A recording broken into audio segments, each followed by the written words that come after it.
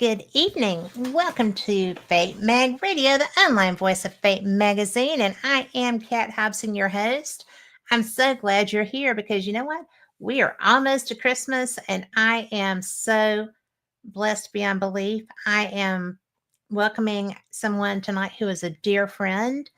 And, we don't hunt him or anything, but he's still a fun guy. I'm just kidding. Rick McCallum is probably my best guy friend. He is someone that my husband trusts to take me out of the country and bring me back, which is saying something. He is one of the best ghost hunters I've ever worked with. He is one of the best authors also. He's written 2 books about his paranormal experiences over his life. And he's got a couple of others that are going to be coming this way, and they're a little bit more diverse. It's going to be fun to read them.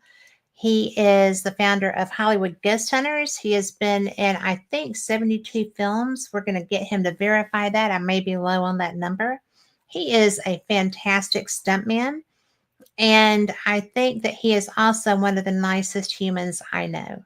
So let's bring on Rick McCallum. Hello there. Wait a minute, you said nicest humans you know? Are you talking about me? Well, I mean, you hide it so well. I have to tell people.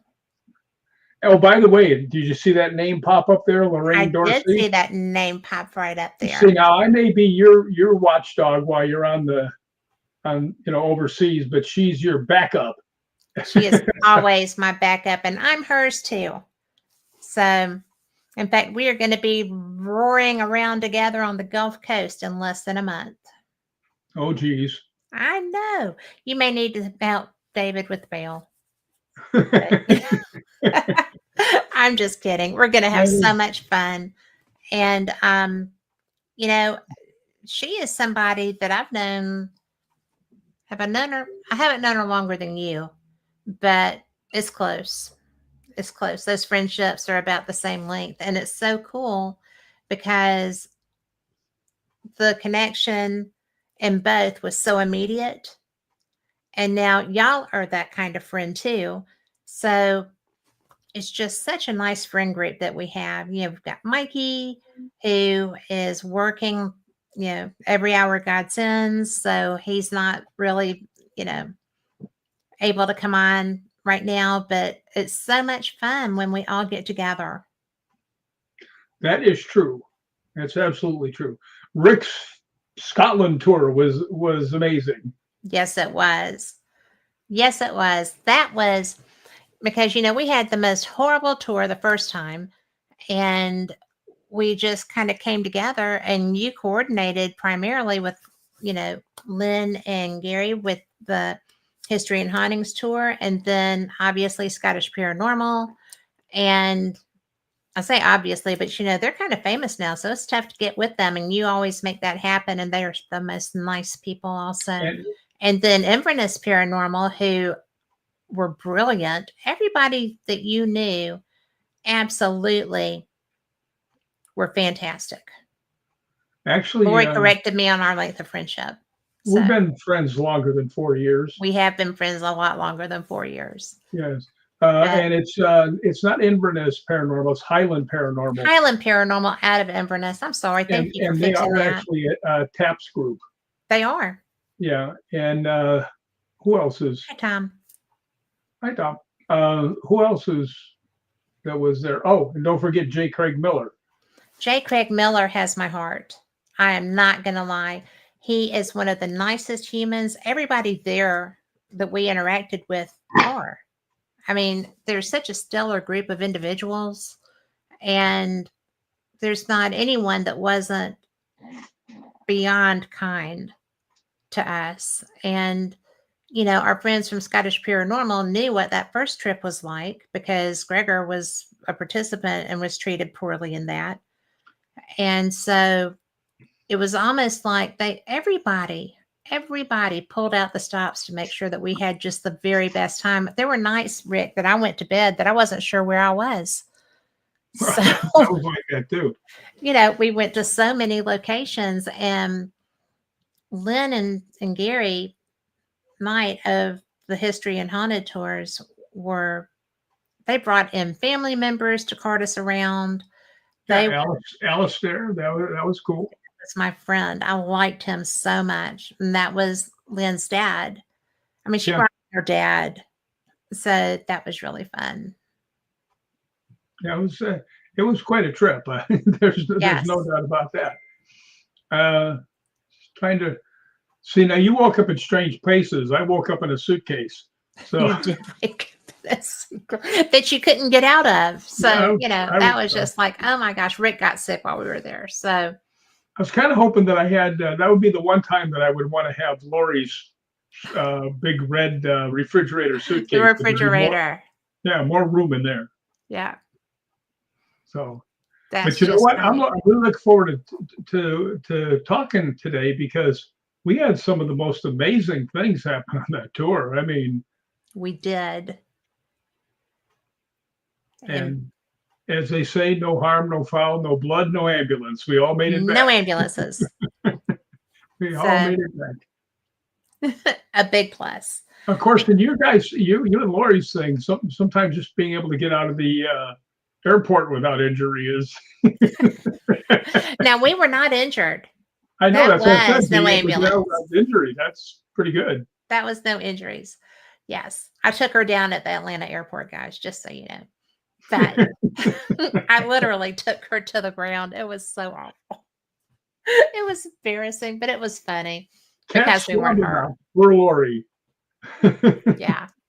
Well, it was we were next. What are the odds of being gate to gate? We were next. I was going straight into Edinburgh through Amsterdam. She was going through JFK out of Atlanta, and we were right next to each other. So that was worthy of excitement. And I hadn't seen her in forever. And you gave her the flying El Squasho. I did. So it was actually just a really good hug, but it was unexpected. Well, Anybody who knows me knows that's coming. most hugs are vertical. Well, You yes. went for the horizontal hug. Well, we started vertical. So, but I was enthusiastic. What can I say? But you know what? That enthusiasm is what makes you have fun when we're together. Yeah, no, we have fun when we're out. We do. So, and I do want people to know that you are you are missing the Packers game for us. So And I am the number one Packer fan in the you history of the are. world. You are. You can probably, if you just sit there quietly during a game, no matter where you are, and you hear swear words flying through the universe, it's me. It is you. It's me. Well, I was so taken aback because I love the Packers. I always have. Don't know why. They're not my team, like from my region or anything, but I like them. They got attitude. So when I like the Bears too, same reason. But oh hush, neither one of them are. Well, the Bears certainly aren't. But I am. It was the dance. It was the dance. That's why the Bears. But I am so surprised where your mother loved them, and you have a, a gift from her too relevant to them. The So Bears? no, the Packers. Oh, yeah, that wasn't from my mom. That was from my godmother. Oh, okay. Yeah, it's actually right there. You can't see it, but it's right up there on my wall, and it's Packer certificate number 41. Yeah. So yes, that's way to Total. go, godmother. Aunt Way Toots. to go. Yeah. Somebody asked me one time, they said, you've got kind of you look like you're always ready when somebody's coming up to give you the business. And I said, well, that's to be expected. They said, how? I said, I grew up on the south side of Chicago and I was a Packer fan. That'll do it every time. I had no shortage of opponents. You still don't. So yeah. That's true. Yeah. We go visit Chicago, have people take a swing at me, Well, Hey. old times. Yeah. Fortunately, every once in a while, I was smart enough to duck. Well, hence the stuntman business, right? If you're going to get hit, you might as well get paid. Yeah, exactly. So, Exactly. Well, you know how I went into the stuntman business? Well, I actually, we have I, talked around it, but you've never actually explained it. well, I actually graduated from college with a degree in criminal justice. Yeah. And one of the things I had to do my senior year was do an internship. Well, when I got over to Maywood, which is like the stolen car capital of the world, and it really is. All kinds of cars get stolen there because they have big venues like horse tracks and stuff like that. Yeah. Well, they put me in with the detective squad. So me and a detective were out for like a month going around. And after I got done with that, I thought, wow, these are some of the most rotten human beings in the world I'm meeting on every single day. Late Oh at night, God. you're not making very much money. They're shooting real bullets at you. And I thought, I don't want to do this. What else can I do? And I went, well, wait a minute. There's another job where they fire fake bullets at you. You Yes. get to hang around with beautiful people. They pay you pretty good. And yeah, I'm going to go do that. I think you made the right choice. So, yeah. And I'm not dissing because I am so in awe of police officers, especially street beat cops, because that is so hazardous. It's so dangerous. And they get up and they go and do it every day. But I think that you definitely made the choice for you. Yeah, but then I ended up with this friend, Kane Hodder, the guy who plays Jason. He's been my friend now for going on 44 years. And What were actually, both of you thinking? well, he and I started the Hollywood Ghost Hunters together in Mansfield, Ohio, at the prison. But yeah, he's a different sort of individual. He is Somebody, different. people ask me, what's he like? I said, well, you know how he's a killer and all that stuff in the shows and he's crazy and all this stuff. And they said, yeah. And I said, oh, he's worse in person. Oh my gosh. You're so bad. He's worse in person. I can You say are so that bad. because he and I are a lot alike. You are a lot alike. Mainly in your code of honor and your ethics, though. Shh, don't let anybody know that. I'm trying It's to a borrow good money thing. from me. It's one of my favorite things. It's the reason my husband trusts you to take me out of the country. Well, So, he knows that if there's problems, the sword will come out. he does. That's okay. I did see you holding your own quite easily one time over there, so I wasn't I too did. worried. I wasn't too worried about that. Yeah. Yeah. I do not. If somebody is dishonest, disreputable, and tries to screw me over, I do not cope well with that. Actually, I do cope well with it, but it's not good for them. Yeah, especially when they lipped off to you. I was like, oh boy, this is not good. And then husband lipped off to me, and I was like, I really don't want to do this, so go away now. And then stomped her foot at me, like she was gonna go. Yeah. Well, she's nuts. She's trash. She is trash. So I'm just very glad that, Lori said the hod emerged. The hod did emerge, but she was reined in. I did good. By the way, just in case everybody doesn't know what the hod means, stands for the harbinger of doom. Now, I am so sweet and so Southern, and nobody's going to believe that. Did you hear the Southern that? I believe it. I've been there when the hod was starting to appear, so. Well, there was a necessity. Well, if somebody comes up and gets in your face, you're allowed to, tell them you don't like that. And stomps at me like they're going to come at me. No. I mean, just trash. But sometimes you have to take out the trash. So I didn't have to. What show was that where the guy always said, you are 10 seconds away from making the worst decision of your life? In one of the movie lines, I can't remember which one it was. It's a good line. Yeah. But, you had somebody step up in your bubble then too. So I banished him politely. Yeah. That nice attempt. Move along. Go to your room now.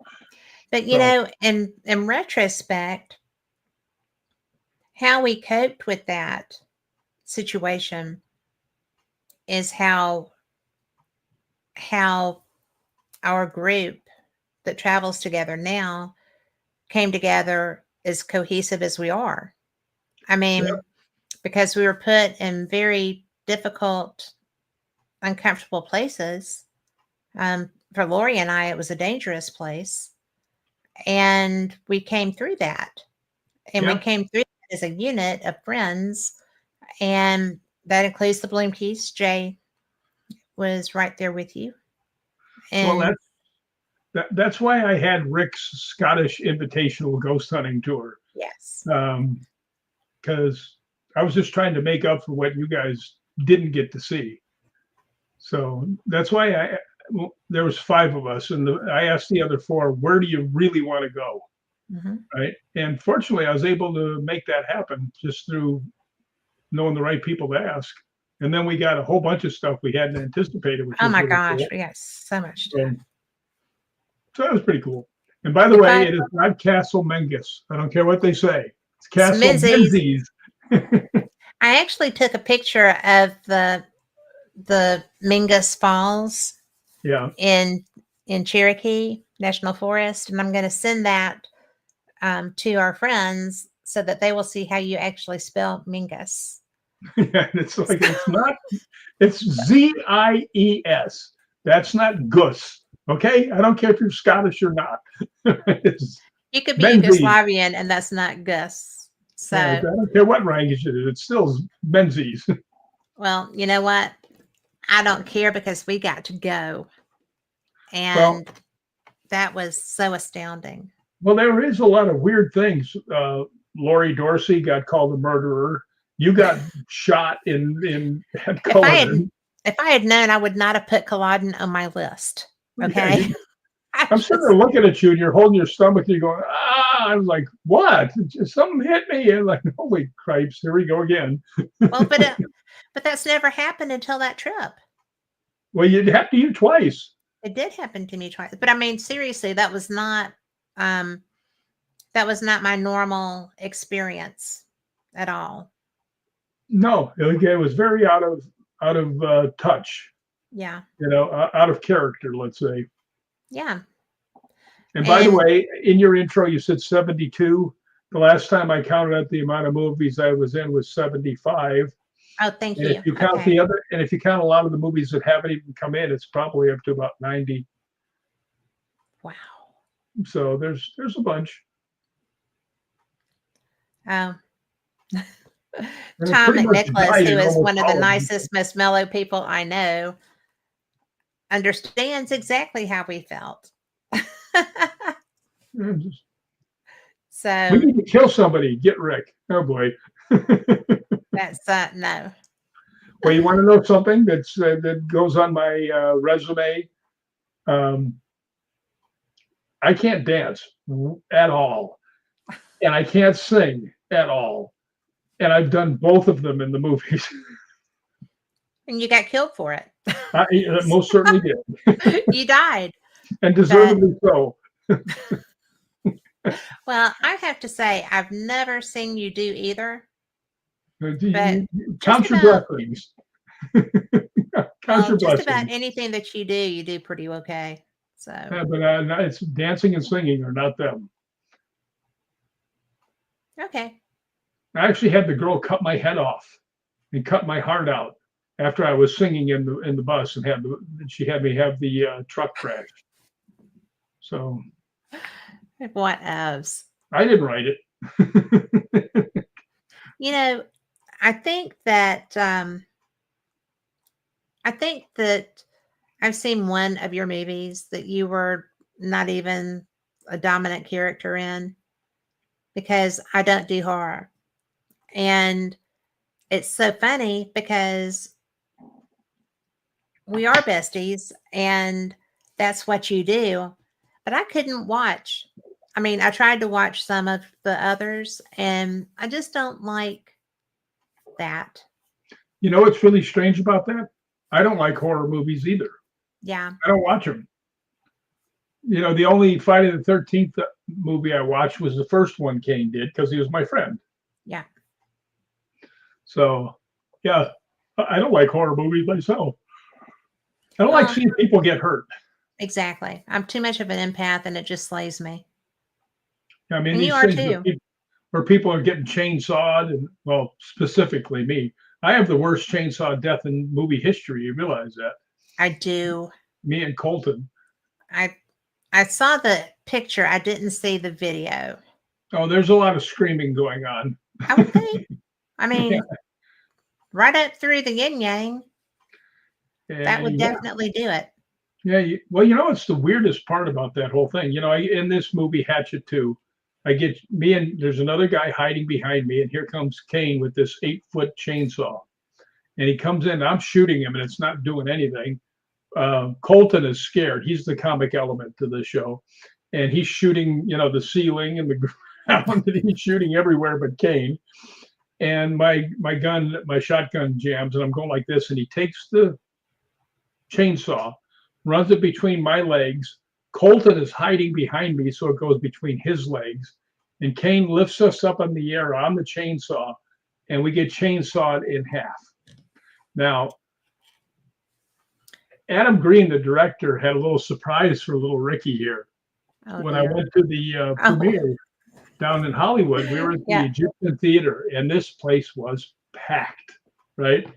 Um, I went up and I was sitting up in the matinee area, the balcony, and everybody else, all the stars and stuff, are downstairs, and I'm hiding upstairs. And I'm watching, and here it comes, and I did not realize, pardon my French to all these people, but I don't offend anybody, that he put in something later on in special effects where as he's chainsawing up, my balls fall down and land on the ground. Now, I didn't even know this, and I'm watching, and you see it come down, and they're going doing, and they drop a little farther. Everybody in the place is screaming, and the farther they go down, the louder they scream. Oh my And gosh.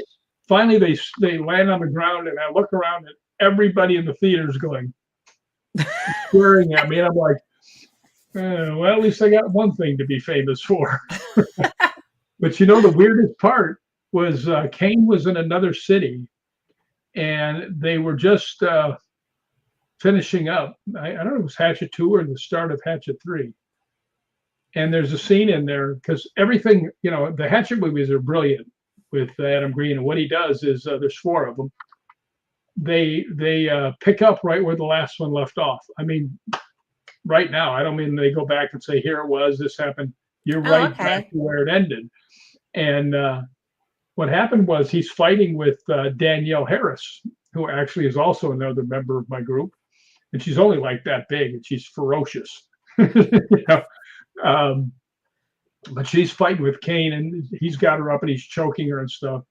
And she kicks him in the chest backwards, and he goes, and he falls over straight and lands on the chainsaw, right? And gets chainsawed in half, right?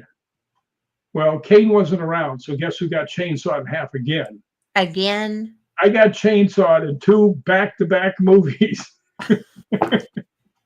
Tell me there's anybody else in history that happened to. I can't think that there would possibly be. Kane and I were arguing one day, and we're driving along, and he says, I'm the best horror stuntman, there is. I said, no, you're not, I am. And he goes like this, he goes, how can you say that? I said, okay, let's look at it this way. Who did you double? He goes, blah, blah, blah, blah, blah. I said, well, who else, who's the big names in that? He goes, well, I am. And I said, yeah. Who doubles you? And he goes, shut up. Shut up. Shut up. Oh, that's hilarious. I pulled his own name out into the pile, and he had nothing he could say after that. That's just hilarious. Well, it's absolutely going to be a stopper. I mean, how's he going to argue that? Yeah, it's like, hey. Not. Yeah. So, is Dead Alive your movie? No. I wasn't in that one. All right. Was in all 4 of the Hatchet movies. I was in a lot of movies. You're in a lot of movies because you're, what is that, IMDb? Yeah. Well, Uh, there's like 20 or so on the IMDb page that are missing. And that's a lot of times because you do the movie and it never right. comes out. Oh, okay. So, that's why sometimes I'll say I've done 75, 80 movies and I'm not sure because I know there's a whole bunch of them that didn't come out. Right. Not my fault. So does that happen frequently? Like, do they just lose their funding or what causes that?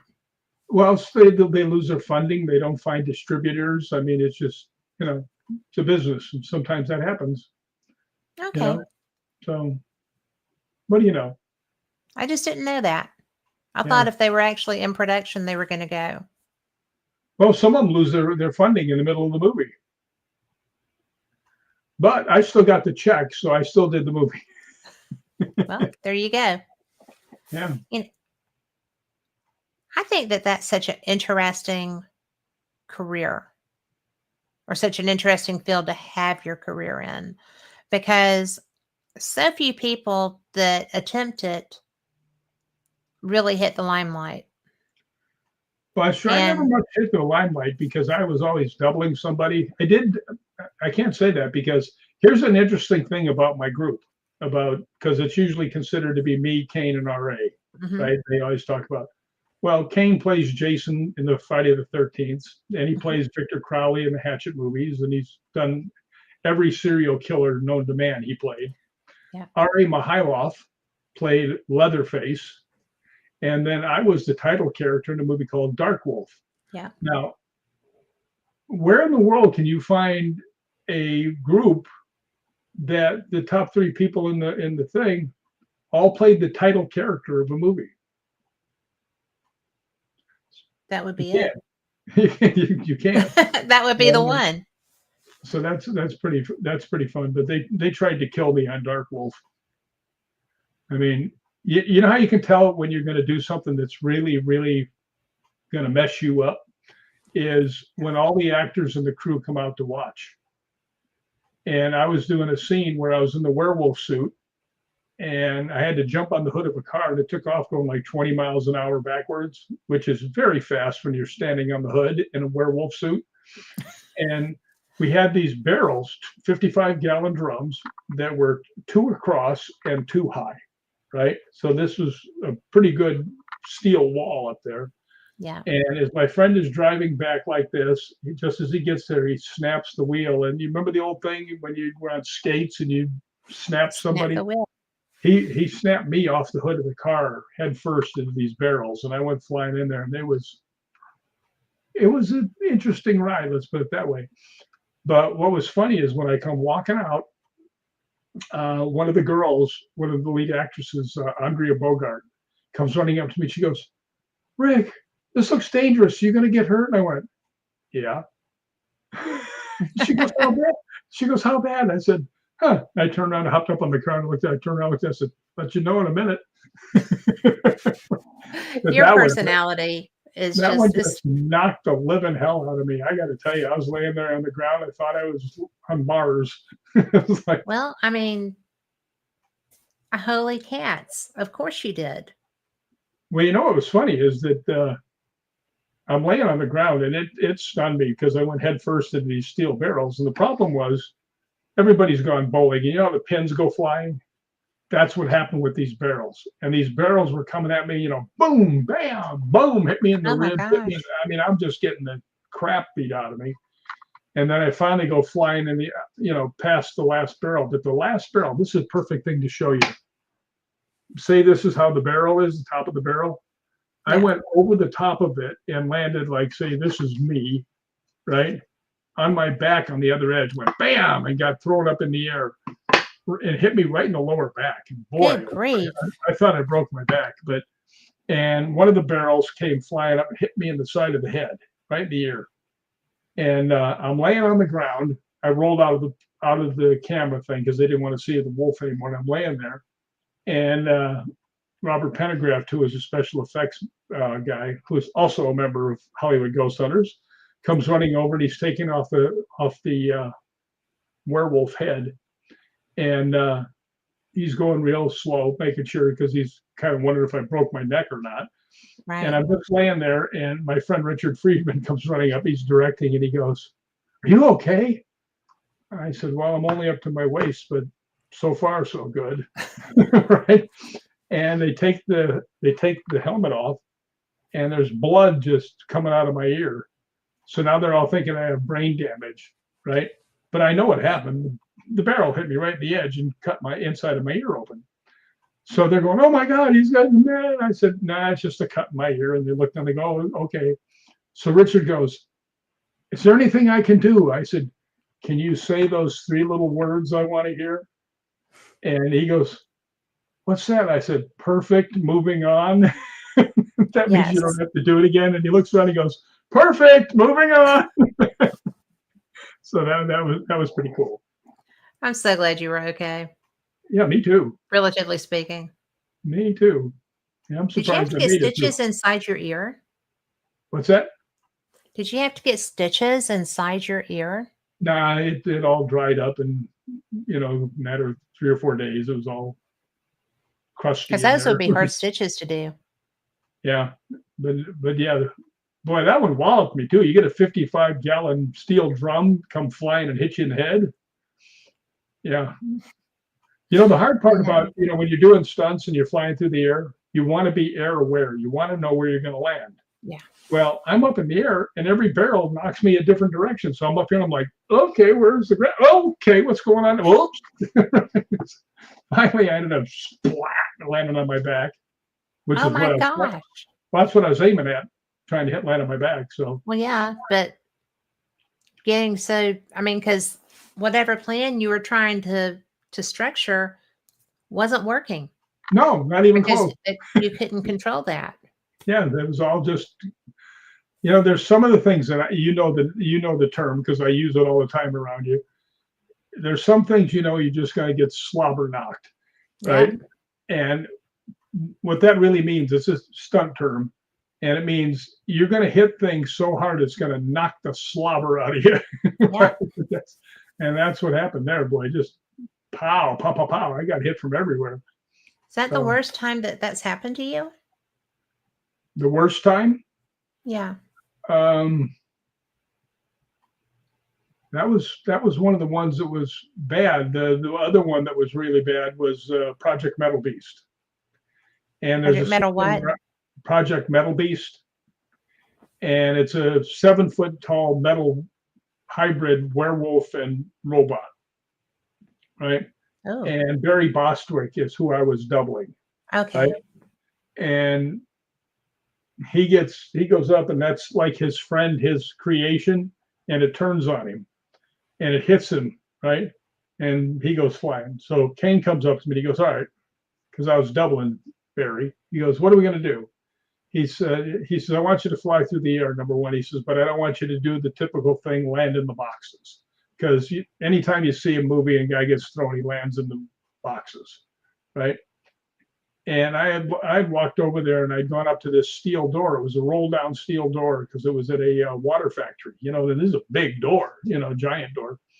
And I said, "Okay." And I ran up to it when nobody was looking and jumped and hit it with my shoulder, and it just threw me back. I was like, good. It's got a little trampoline effect. So I can hit that and get knocked over onto my side where I got elbow pads and knee pads and stuff like that. So he goes, "What are you going to do?" I said, "Well, I've got a mini tramp here, professional one." I said, "I'm going to get back here," and it had it about 12 feet from the wall. I said, "I'm going to get back here. I'm going to sprint, go here, jump up in the air, go upside down, hit that steel wall, and come flying back down." And the director's looking, he goes, "Are you sure you want to do that?" I said, "It's going to look pretty cool, huh?" And he goes, "It's okay with me." Right?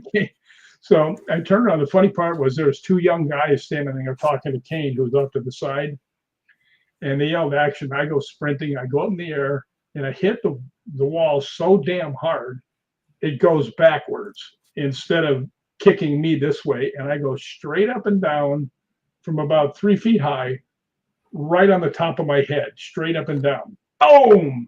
Right? Now, I know that I'm facing the camera, so I spin while I'm still on my head and I'm turning, and I go down where my face is facing the wall because you can't lay there because they'll see you're not buried, right? So I spun as fast as I could, and they'll come running up because they thought I got killed. I was Well, laying there for yeah. a minute. I was laying there for a minute thinking I killed myself too. But Kane comes up and the director comes up. Are you all right? I said, yeah, I'm all right. I'm a little dizzy, but give me a minute. Right. And I got up and I looked over and I said, all I saw was the back of these two kids. Right. I said, Kane, who are those two kids? He goes, that was a couple of guys that wanted to be stuntmen. And then he looks at me and he goes, they don't want to anymore. so, So that you've was, been an object lesson many times. yeah. So that was another one that just, oh man, that just pounded me, So and that's what you do though. That's your job. I mean, you've Well, seen the results. You've seen me sometimes walking, going, "Oh, looking I like Night have. of the Living Dead."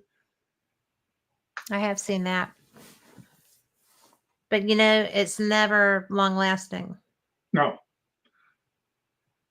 no, I But usually shake it off. But yeah, I well, am so that's excited though. I am so excited because you were with me when arguably one of the most amazing ghost hunting things were there, yes. Oh my gosh. and This that's. was so bizarre.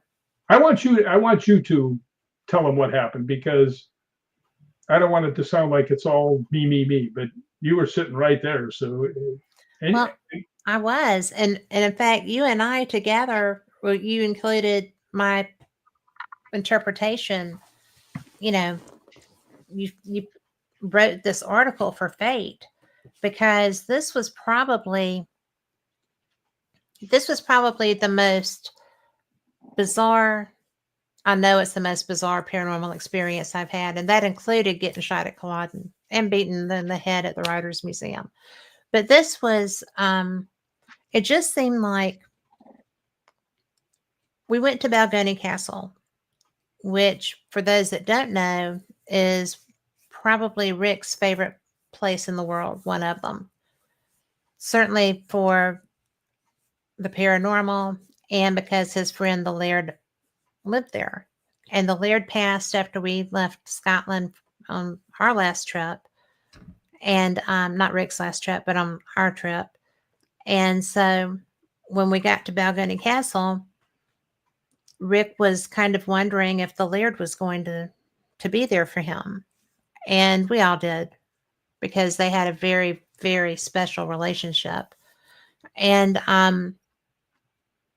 we were there as the guest of Haunted Scotland. We had been hanging out with them through the afternoon, and they were doing a public investigation. It was kind of like Hunt with the Americans kind of a thing.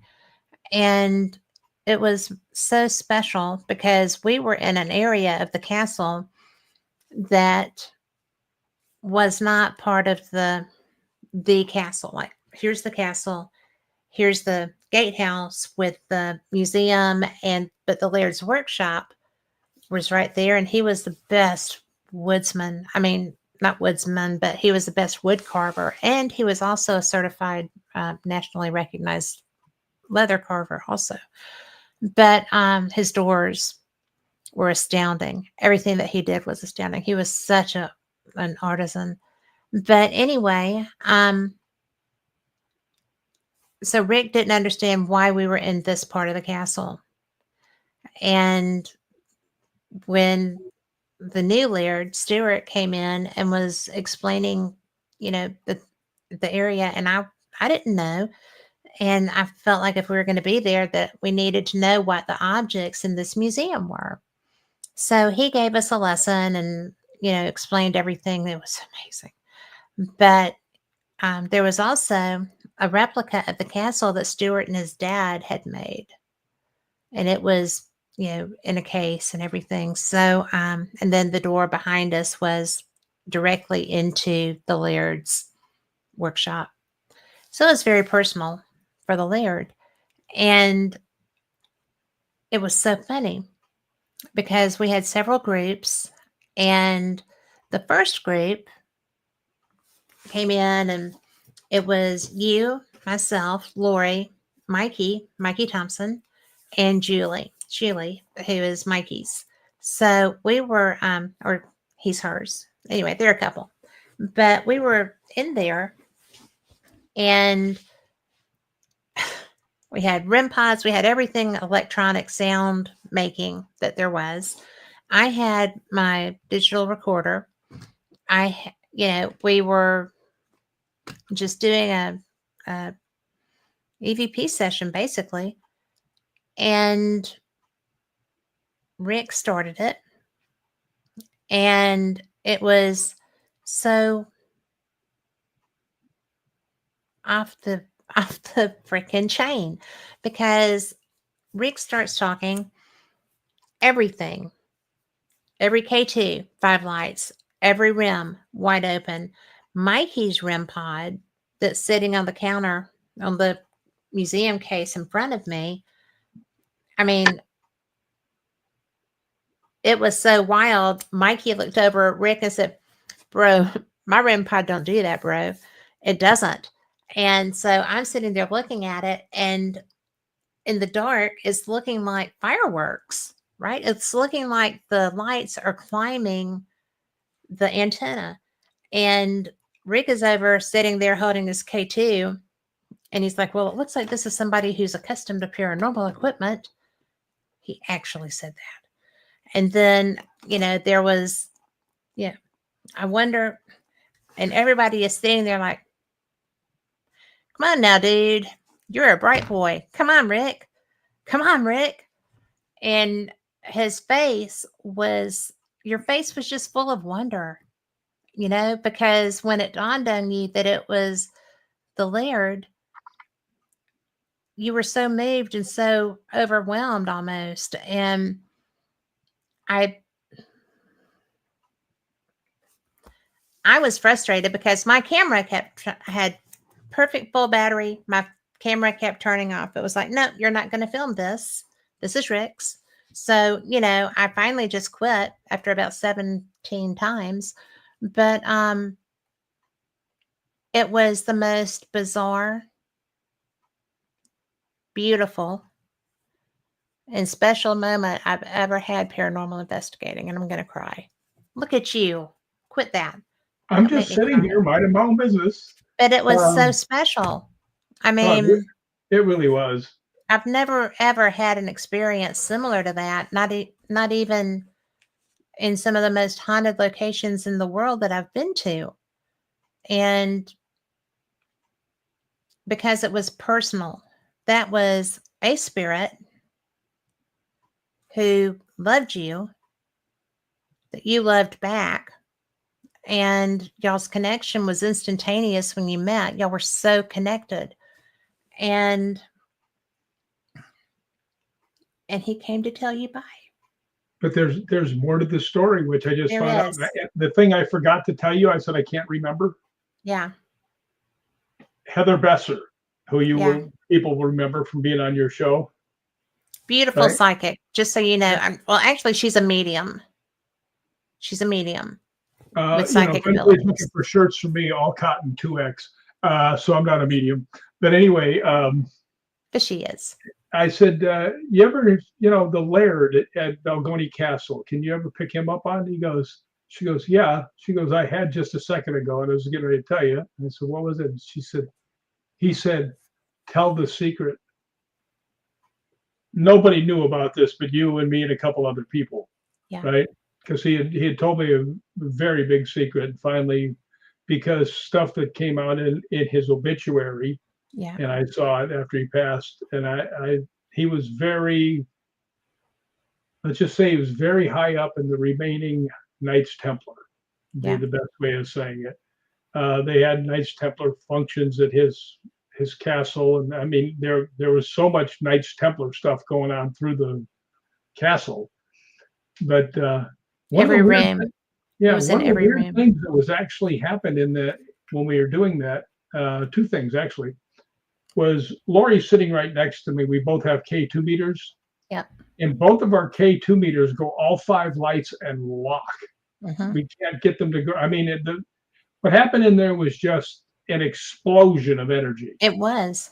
I mean, It was like, hello. I mean, it just went boom and everywhere off. And the only one that didn't get it was me. Because I was trying to figure everything out. But the secondary thing was we had like 45 minutes with every group because that's what they were doing. Yeah. They're rotating. We didn't get anything in the other 3 times. Nothing. He came by, said his goodbyes, and that was it. I mean, literally, pardon the term, but dead as a post. Yeah.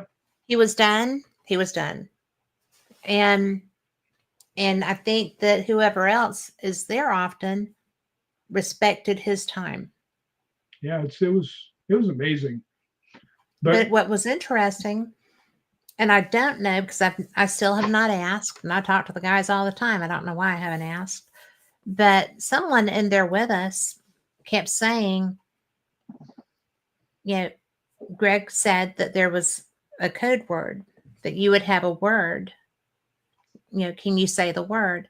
I don't know if anyone on review ever got anything like that. I didn't hear anything. But regardless, there was no doubt. There was not a need for a word at that point. I mean, everybody in the room just went, what the hell just happened? I mean, We knew. Mikey was sitting there and Laura. Mikey was stunned. Yeah. Julie, Mikey's wife, was a newbie, right? Yeah. For the ghost hunting. And she's just sitting there and she's looking like, wow, does this happen all the time? She was taken aback, but everybody there was taken aback because I'm sorry. I've done this for years. You've done this for years. I mean, I'd never had anything close. Not a thing close to that. It was a very interesting tour. Let's just put it that way. You got shot. What else happened to you? Something else happened to you up in the writer's place. I got whacked in the back of the head. I actually thought I put my hand up, thought I was bleeding. And there was nothing, and I didn't. Lori saw me. I mean, she said I went white as a ghost, as it were. But I thought somebody had hit me or something had fallen and hit me. Yeah, it was right Lori. at the base of my skull. It was probably Lori. You know how sneaky she can be. Well, it got to the point that I asked, was her name Nicole, our guide? I think it was Nicole. I just finally had to ask. I was just like, did someone die of a head wound here? Like here?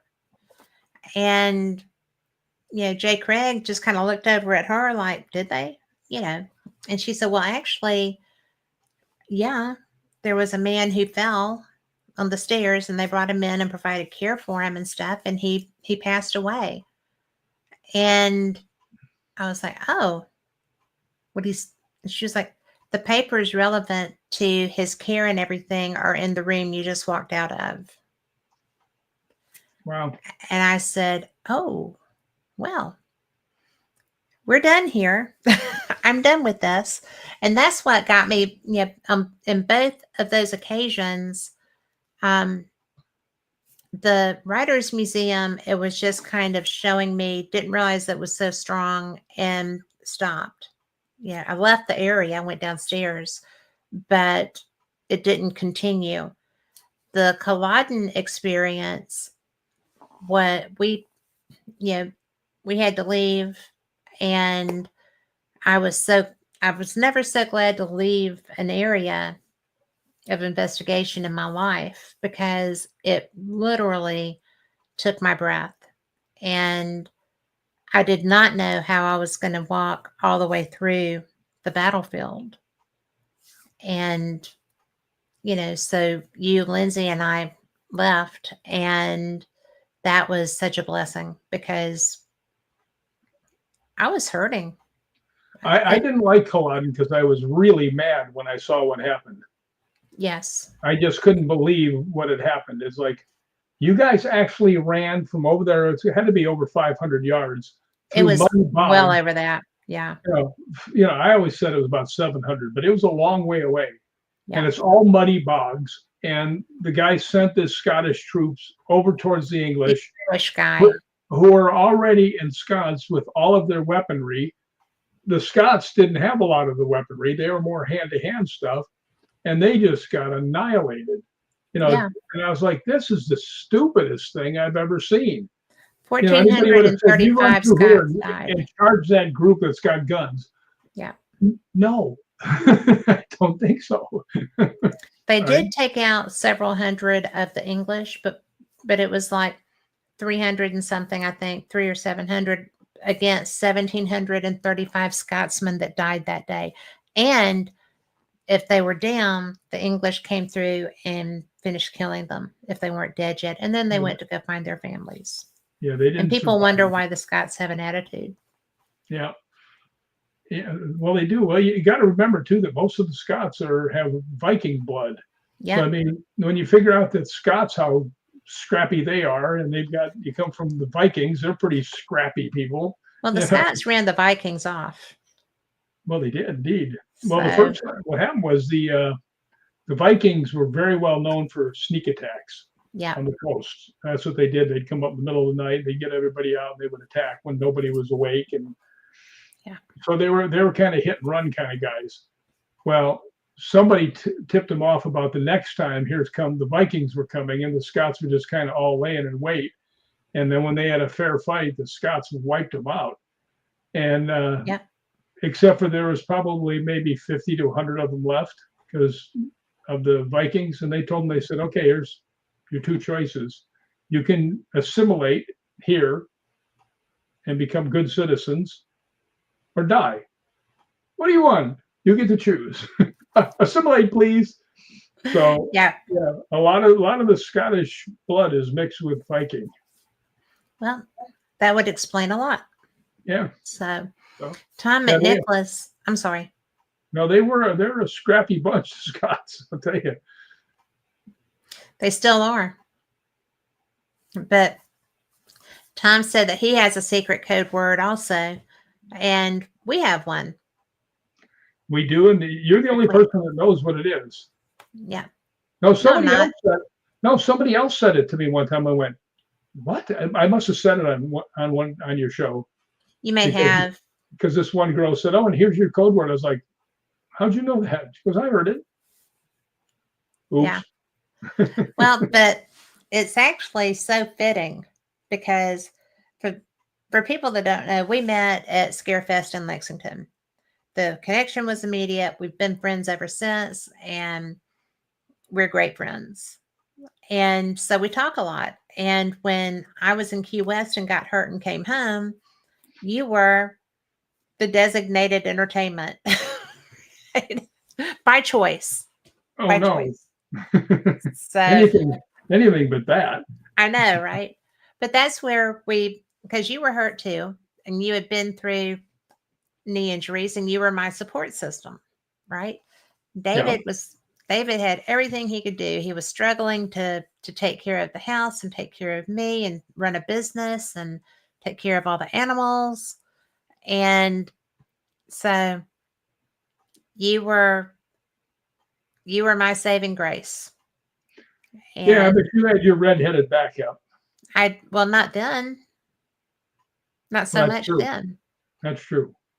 And so that's when you and me and David kind of became an inseparable trio. Even though, y'all don't talk very much, but yeah, David's my buddy, and I've never even met him. Yeah, and he will always be your buddy. So Yeah. It's pretty cool. But but anyway, that's where us being such close friends came from, because he helped me survive a really tough thing. And we have all the same interests just about, except I don't like hot blondes with long hair and boobs. But, that's your color Kool-Aid. I'm not a boob person. That's true. You're a butt guy. So that part is true. yeah. But I mean, we just have different tastes there. So did I embarrass you? I'm not ignoring you here. I'm trying to get back to this one picture so it's actually from Scarefest. And I love that picture. You can tell me how long ago I've known you. That was, gosh, I don't even remember what year it was. It It's was the first time I was credentialed there. A while back, for sure. Yeah, it's been. It's more than 4 years, for sure. Well, it's been over 7. I would think it's more like 7 or 8 is what I would think. I think it's probably 8. Because when we met, I was covering Scarefest as media, and it was my first time there, and the Hollywood Ghost Hunters were there, and it was so much fun. And we did a ghost hunt at that brewery. Wasn't it a brewery? Well, it was. I think it was some kind of bar. Distillery. Yeah, It was a distillery, and it was so much fun. So it actually was a lot of fun. it was a lot of fun. It was a great deal. Oh, because I had just gotten Fate, just started doing Fate, and we hadn't announced it yet. And you announced it in front of everybody, and I was like, "Oh, we hadn't even mentioned that." And Kane looked at me and said, "We just did." I was like, "Cool beans." I did it. My fault. Blame it on me. It was all good because I was so excited. And so what a cool place, and to have the Hollywood Ghost Hunters announce it too. That was cool. Yeah. And then for you to turn out to be one of my very best friends was even cooler. So it was a good day. Well, it was cool. It worked out good for me.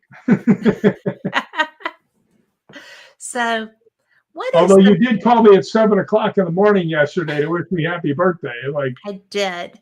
I'm old. I sleep in. You do not. You lay in, but you don't sleep in. That's true. I lay there like a big salami. Yeah. I can't find any pictures here. I have 1,500 pictures, I think, or 2,000. Well, Google it by the area.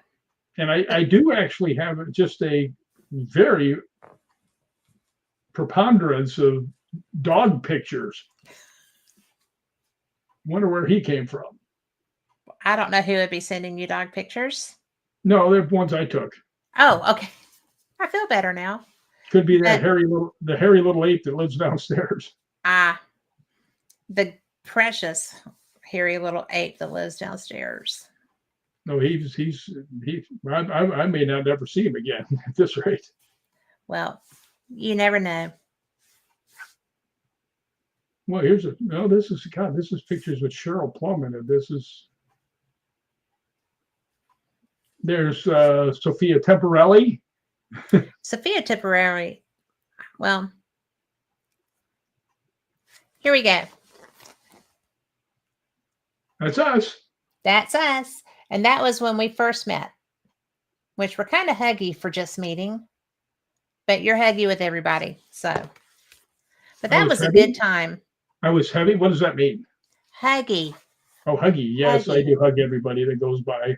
So, but never inappropriate. No, I just like to hug people. What can I tell you? Well, you're single. You're entitled. Yeah, but I don't do any hugs that are You're not ever inappropriate. Yeah, which is why David trusts me to travel with you. Yeah, or trust you to travel with me, or both. Anytime I hug anybody, that most people will notice, I always have my hip up against them. Yes. It's not chest to chest. No. Oh, Tom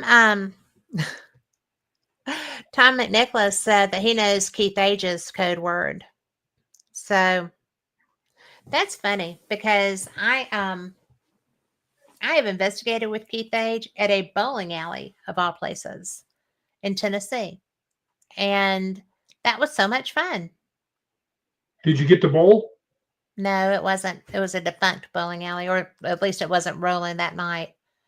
But there was that was an educational thing. But he was funny because he didn't know me from Eve.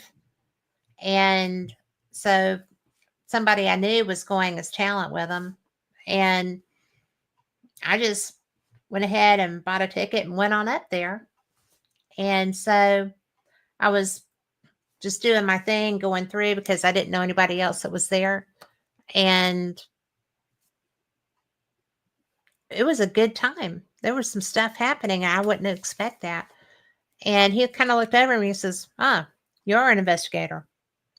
And I'm like, well, I am. So I'm here. And after that, we got to where we could, be friends. But he was just kind of like so shocked that I was actually, carrying my rig and investigating. I like it though. Lori said you also fall down.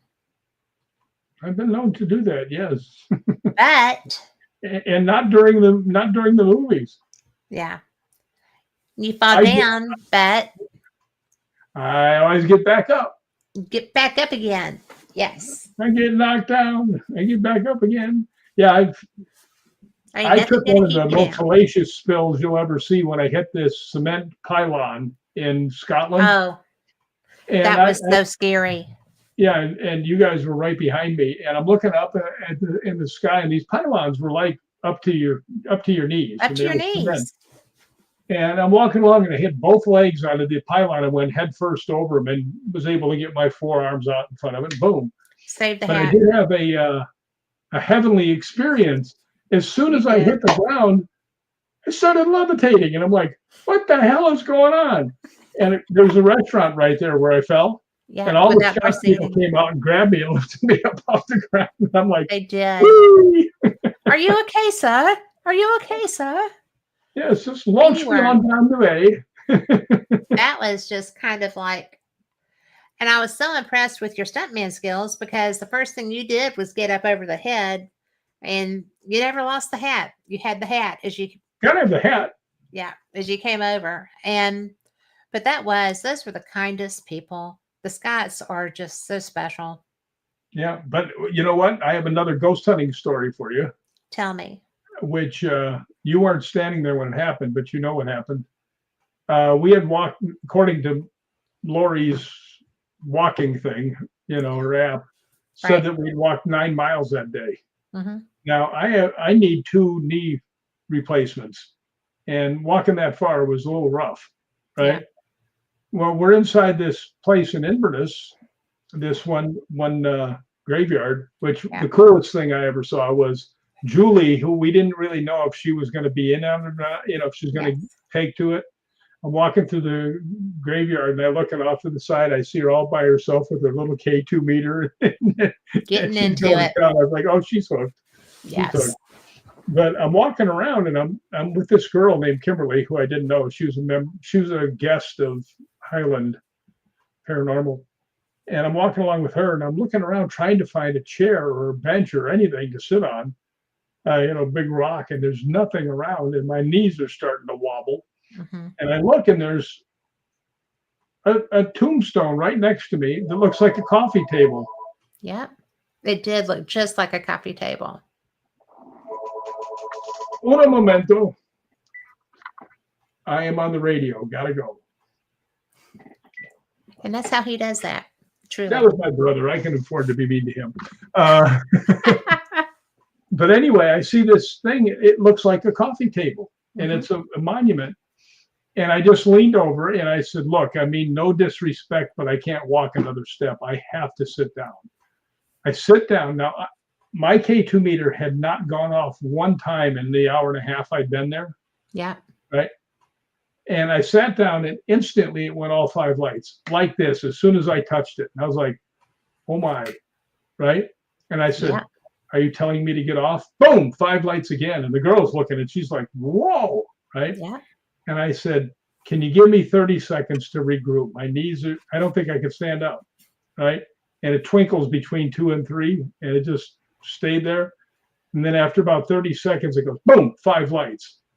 I Yeah. said, if you do it again, I'll get off. Boom, 5 lights. I said, okay. But I mean, everything was instant. And that was when I told you, I said, you know what, I might quit ghost hunting. Because this was the day after what just happened with the Laird. Right. And I said, where am I ever going to find anything better than these 2 things? I mean, they were both amazing. Well, and we know that you won't. And why won't we? Because now we know. Because now we know. Now we know. That's a great line you came up with, by the way. Well, it's true. Look for it in Fate magazine, because that's the last line of what is in that write-up. Well, but it was really, you said that, and I just was like, we can't, because, with the Laird, that was somebody who did know about paranormal investigation. You absolutely called that when the activity was happening, right? Yeah. And so the gentleman at the cemetery, he may have been familiar with paranormal investigation. I'm sure he saw people doing that, but No, he actually we were the first people to ever ghost hunt that place. in that cemetery. Yep. I didn't know that. Yeah, that's what Liam said. Wow. Well, that's very cool. I didn't know Yeah. that. Well, then that makes it even more interesting because I was going to say if that wasn't, you know, if that was somebody that was familiar with what we do, then he would have known to get your attention by hitting that. But the I fact that know. he didn't, holy whoa, Well, I mean, not only that, I mean, the fact that Heather Besser, who's ungodly unbelievable. good Unbelievable. psychic or medium, whatever she is, telling me, now you can tell the secret. And that was one of the things that he and I had in common. He told me a secret when I first met him. Yep. And I mean, it all just wrapped up. You know what else she told me? Now, this is another ghost story. Tell me.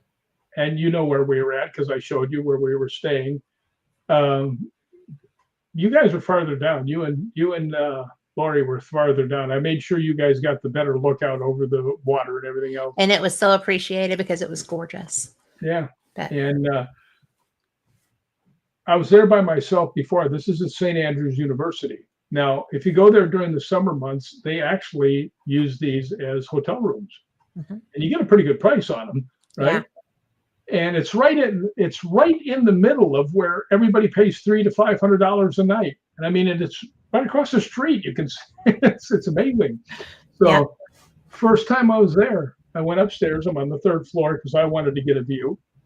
And there's only one other guy on my floor. Now these buildings are huge, right? And they're I mean, ancient of days too. yeah, and they're really, so he's way down the way. You know, I never saw him, but I laid down and I'd been there maybe a minute or two, probably 2 minutes, and I'm not asleep. I'm wide awake. I'm just sitting there, and I heard the thing that's gonna stick with me forever. I heard a girl scream, and I heard a girl scream that she was being murdered, without a doubt. And the thing that first came into my head was she was being eviscerated, which means she was being gutted. And the amount of terror in her voice and pain in her voice, I went running out in the hallway and running down the hallway trying to find where this was happening. Couldn't find anything. So I asked Heather, I said, Heather, I got a question about, St. Andrews. And she says, how far were you from the stairway? I said, about 2 rooms. She goes, they killed her in the stairway. I didn't tell her the story. Yeah. I mean, they killed her in the stairway. She scares me. She scares me too. But I'm so glad that you connected me with her because I have never, and I'm actually trying to get her back on. So, but she is somebody that I have never met anyone like.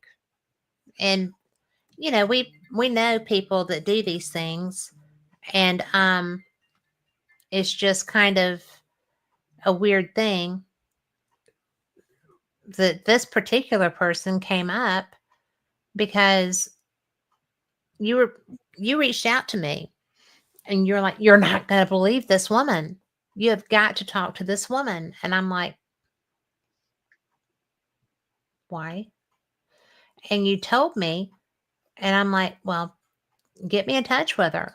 And so we did. And when I talked to her, she was like, well, do you want me to come on your show or do you want a reading? Or I was like, well, based on what Rick said, I'd like to have you on, but I'm open to either.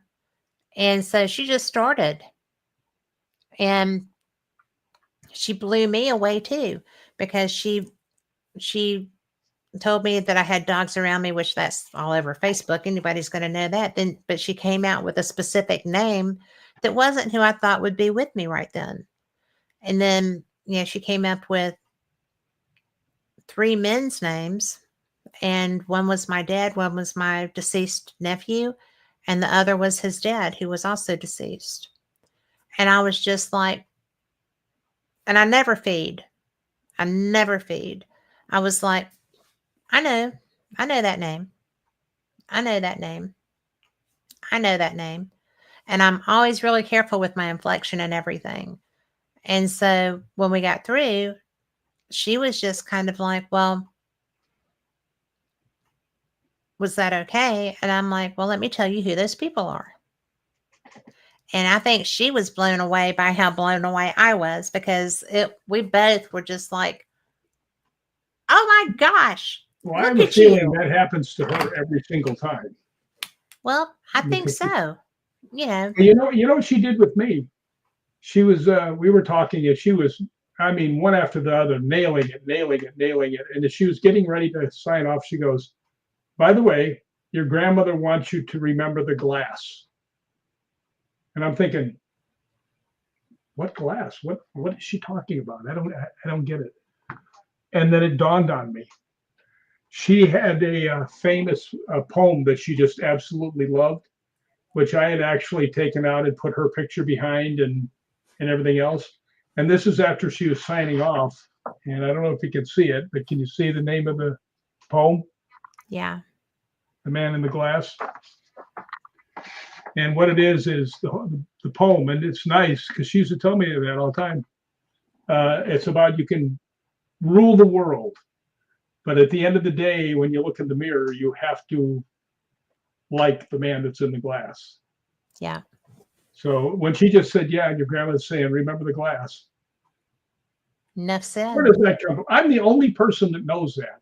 I have the only copy of this. It's sitting next to my desk.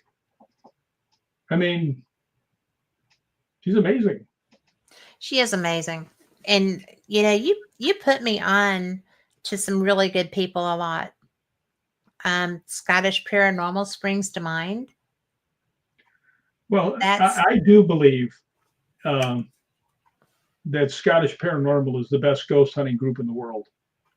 I really do. yeah, I do too. And that's not slamming anybody else.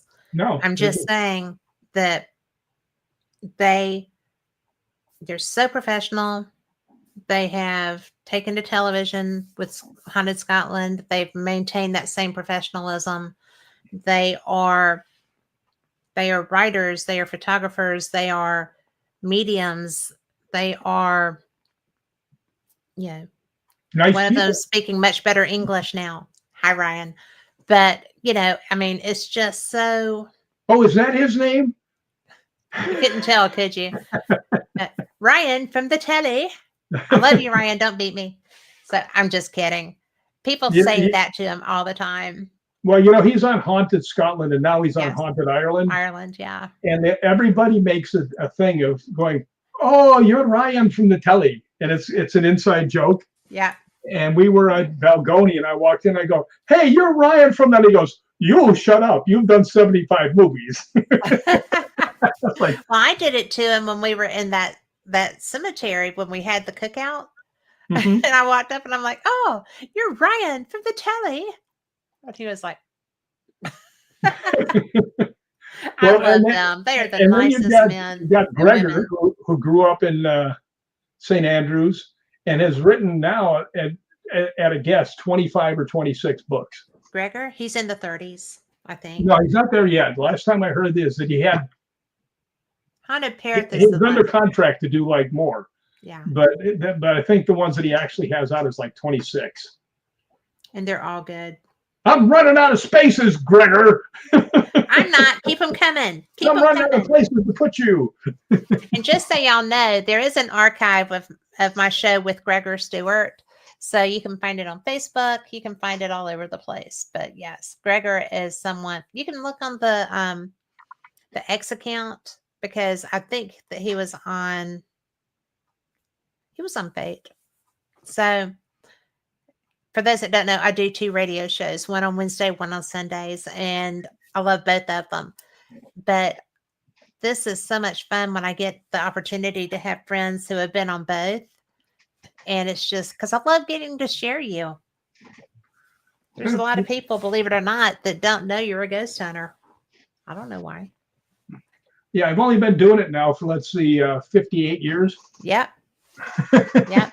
In fact, I just got a message from a young woman who is joining us on X. So that would be Allie Merrill. So hello, love you. Hi, But Ellie. that's my daughter. I know who it is. Yeah. But anyway, because I got a message that said I can't find it. So I But sent she her the did. tried and true link. She found it though. All right, Yeah. here's what I want you to do. I want you to tell him another story about what happened because I'm going to the little stuntman's room. What story do you want me to tell? Anything you want to tell, that will take 3 minutes. Okay. Well, nothing like a little pressure, right? But anyway, let's see. 3 minutes. One of the things that we did in Scotland that I thought was so amazing, we were in Perth. We were at that time working with the Lynn and Gary from the History and Hauntings tour company.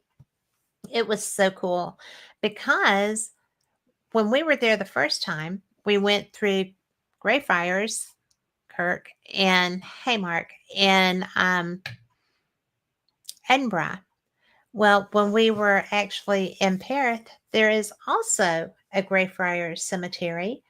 And Gary, the husband's side, had actually started doing haunted tours of Perth. And he was brilliant. He had the costume, the overcoat, the hat. He knows everything. So we had been through and we had the best time. When we got to what I thought was the end of the tour, it was Greyfriars Graveyard. And some of the most beautiful statuary is so overgrown. It's just absolutely amazing. But I'm not much of one for tours like that because I like to wander and find things on my own. I would have missed so much had I not done that. So if you were somewhere and you have an opportunity to go with the person that is reputable and knowledgeable and you can talk to somebody and find out how cool they are, I would do that. He is the one that told us about the and y'all have heard this on my other shows, but in Perth, they had so many floods and they had so many graves that were disrupted and destroyed.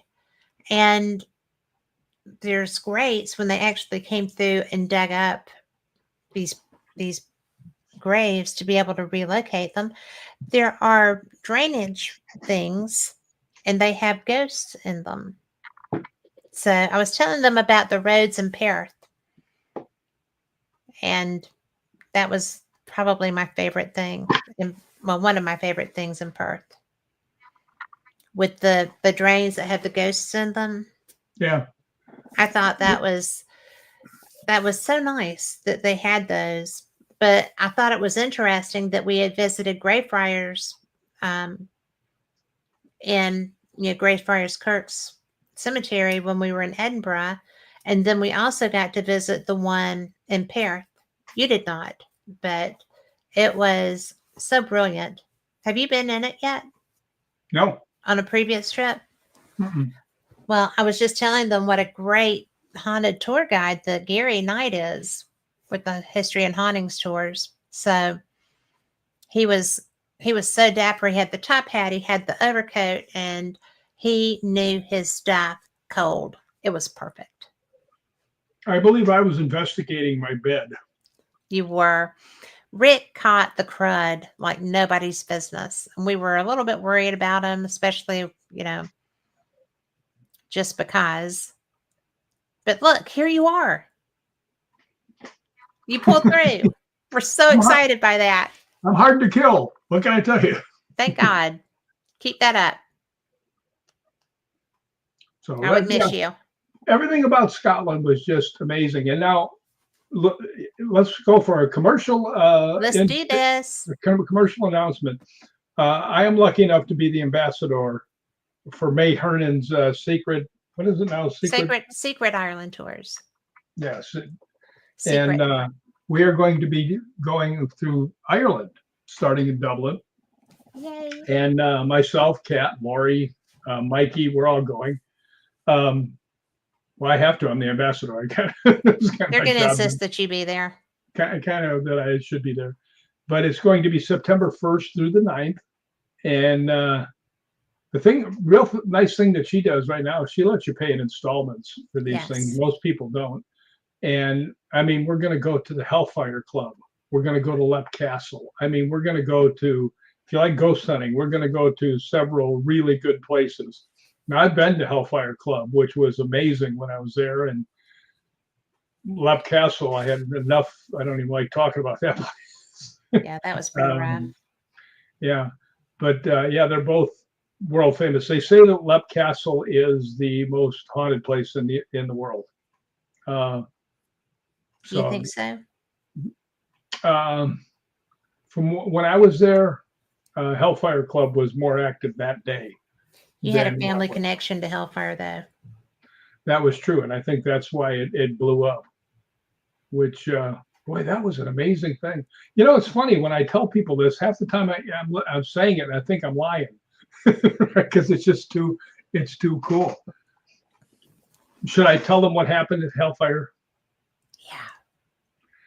When we got to Hellfire, there's a guy who was a member of Parliament. At one time, he was the Lord Mayor of London, named John Wilkes, who actually happened to be related to John Wilkes Booth, and they both happened to be related to me. Right? So we're in the Hellfire Club, and John Wilkes had been a member of the Hellfire Club. Matter of fact, he's the only one that was ever thrown out of the Hellfire Club. So I was pretty sure that had to be quite an accomplishment. Well, I pretty much said after that, they said he got thrown out. I said, yeah, he's my relative. Now I know for sure. But they had a Frank's box, and I'm sure all of you know what that is. Not everybody. Well, it's this bigger box. It's the same thing that Thomas Edison had built, which he called the telephone to the dead. And it gets some pretty good stuff there. As a matter of fact, Scottish Paranormal uses one that I had happen to me at Balgony. We were all sitting around, and it's sitting next to me. And I said, "Do you mind if I ask it something?" They said, "Go ahead." I said, "Is there anything in the castle we should be afraid of?" And it came back with a Scottish accent, which was really cool. And it went, "The energy." It was like, and you can see that on his promotional reel. Yeah, that's true. Which I had this person that made my promo. I mean, everybody raves about it, and I don't know who it was, but if you need a promo rail, you might want to go to that person right there. Or up there. It was amazing. A lot of stuff to work with. It was easy. But we got in there, and I asked, I said, "Hi, my name is Rick," and that's one of the things I always do. I always introduce myself, and I always get my name called. And I've had people actually say to me, like they're accusing me of something. They go, "Well, why did your name come up and ours did?" And I said, "Did you introduce yourself?" "Well, no, I did." There you go. But anyway, got to give them something to work with. Yeah, I said, "My name is Rick. I'm from the United States, and I'm related to John Wilkes. And I just came over to tell my relative hi." Right? And it mumbles a couple words that didn't mean anything, right? And I said, "So that's just what I really wanted, was to say hi." And it goes, "Hi, Rick." And everybody sitting around looks and goes, "What?" Right? Yeah. So I said, "Yeah, well, hi." And I said, "Yeah, you're my relative, so I just really want to talk to you." And it goes, "Relative?" And I said, "Yeah." And I said, "Now let me ask you one question, because if you answer yes, I'll know you're my relative." I said, "Did you really dress a baboon up like Satan and turn it loose into the Hellfire Club?" Right? And it goes, "Baboon." And I turned around and looked at the two people who were standing there, and I said, "Oh, that's got to be the most amazing piece of tape ever." I mean, in like 3 minutes to have that kind of direct interaction. Yep. They go, "Oh, we're not recording." And I'm like, and I felt like saying, "And did you hear about the two people that were killed in the Hellfire Club?" That just never came out. Yeah. Well, he actually had done that, scared the hell out of a couple people, and they ran him out of the club. So, but it was funny. Things work out. Yeah, it was funny. That place was very haunted when I was there. So, not to say the Lep Castle wasn't, because I spent most of my time at Lep Castle in a car out in front, laying there thinking I was croaking. Yep. Um, You don't which I'm get to do that this time. no, there'll be none of that this time. None of that. But yeah, I've had so many remarkable things that it's hard to believe that they're true. I mean, they're so out there. I mean, I'll tell your group another one that's just hard to believe. I was driving back. I was in my Forerunner, and I was going back to Tennessee. Now, my dad had passed away a couple of years earlier, and I was going back to do our home show with my evil stepmother. By the way, I love my evil stepmother. That's how I can get away with saying that about her. She's really sweet, one of the She is sweetest really people you ever sweet. meet. But she's also like a honey badger if she gets mad. She's about the same size as a honey badger too. She is little. But I'm driving along, and if you can, visualize this, the big cement dividers that they have on the highway when they're doing construction, the high ones. Yes. They had a whole, probably a mile or so of these things. And I'm in the speed lane, I'm going along, and on the right side was one of those big steel double, the double tankers that have, gas in them or milk or whatever they have in them, but the two big ones. And I start to go, and here's the car, and I'm catching up, and I'm just starting to go in between the truck and all these big cement Yeah. barriers. And just as I start to go there, my brakes just go boom and just launch me. Right, and I'm hanging on. I'm trying to fight this thing because now I'm starting to slide and everything else. And I start to pull. I'm pulling like this, and I'm trying to get the damn thing to work. And it's, I was going 70, and all of a sudden the brakes lock. Right. Well, just as I'm starting to fight, the truck goes farther because I'm not still flying along like I was. And the truck goes real fast from this thing into the place where I was and smashes off the walls that were built, which would have killed me like that. And as soon as it went by, the brakes let go, and I turned real hard to the right. Fortunately, there was nobody coming in that lane and to kill me that way. Of course, they probably saw what was going on and slowed down, whoever was behind me. But I was able to get back in the car. Now, in my book, there's a thing in there where I talk, and I call my dad the French whore, because he would come out of his bedroom and it'd be like 30 feet away, and you could smell the Aramis on him from when he was coming out of his room. And I'd always go, here comes the French whore, right? So I'm driving down the way, and I mean, I'm shaking from all the adrenaline. I mean, because I just about got killed. I mean, there's no doubt about it. And all of a sudden, the inside of my car filled up with the scent of Aramis. So, sometimes you get a little help from other places. You do. And it's always appreciated. Yeah. But I mean, it's, you tell people stories like that, now you made it up. No, I'm really not that good of a writer. So, Well, you are. just But go. we have this kid in the chat room named Allie Merrill. Hi, Allie. So, and she has a different question. It's a little bit off our beaten path. And I wanted to bring this up because, this is a lot of what Fate is about, right? Mhm. But about these drones that have been flying all over the world. They're not just in Jersey anymore. But I have an opinion on these. But what do you Okay, I'm going to start off with this. They started in Jersey as far as being reported. So I figured there were some, aliens wanting to watch the Jersey Shore stuff. They've seen it on TV on the satellite. But now they're over all kinds of bases. They're all, and you do have an interest in UFOs. So this is why I'm bringing it up with you. And it is paranormal because it's not normal. But what do you think about this stuff? They're over your state. They're in California.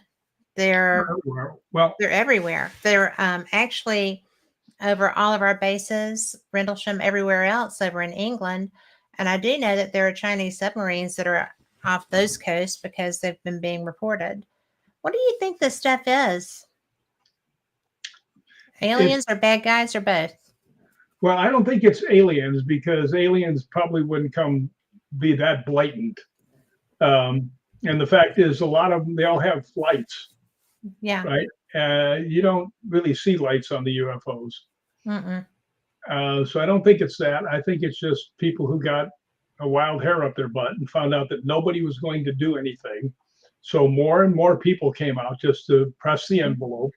And now they're just flying around and they're trying to, and they're like Mikey, who, by the way, our friend Mikey is an amazing drone pilot. He is the best drone operator. Yeah, he gets some amazing video. But Mikey Thompson for president of drone pilots. But There you anyway, go. I think it's just all these people wanting to get video of places they're not supposed to see. I mean, Mhm. I'm surprised there's not a whole bunch of them over Area 51. That's where I would go. Yeah, but those would get shot down. yeah, they should shoot them down. Yes. If they're over, restricted stuff, they should be shot down instantly. Yep. There's too much. Well, that's what real grown-ups do. We don't have anybody in charge right now, though. Well, it'll change shortly. Besides that, But I mean, there's matter. not anybody to pull the trigger right now. Well, you know what? The rednecks will take care of it. If it comes in the right spot, they will. Yeah, they come down to Alabama. All you're going to hear is crash. We've got people sitting here waiting, locked and loaded, I'm sure. Yeah, they always say, Richard Pryor, I think it was, that said, Yes. why is it all the UFOs always land down, down south? He says, what did it look like? It was big and yellow. Right? He says, now you get them down here into New York City. And he says, all the brothers be going, how much for petrol? Yeah. So, But yeah, I think it's just people just seeing that they have an opportunity now to join in on the fun. And, now something that is concerning is the size of some of these things. Indeed. These are not just babies. Yeah, they're not just reconnaissance. Let's put it that way. So, and I've seen some that are quite large, in different shows I've been watching. So, my feeling is that the big drones they're seeing are the ones that are ours that are going out there looking to see what the other drones are all about. So, but yeah, they should just start taking these things down. We have technology. That we can use electronic jamming and just drop them all out of the sky. Yeah. And I mean, if you really want them all to drop out of the sky, just have the people from what is that, Skinwalker Ranch come over and try and fly some, because they always fall out of the sky on them. We should get Travis Taylor over there working on that. Yeah. Sorry, Travis.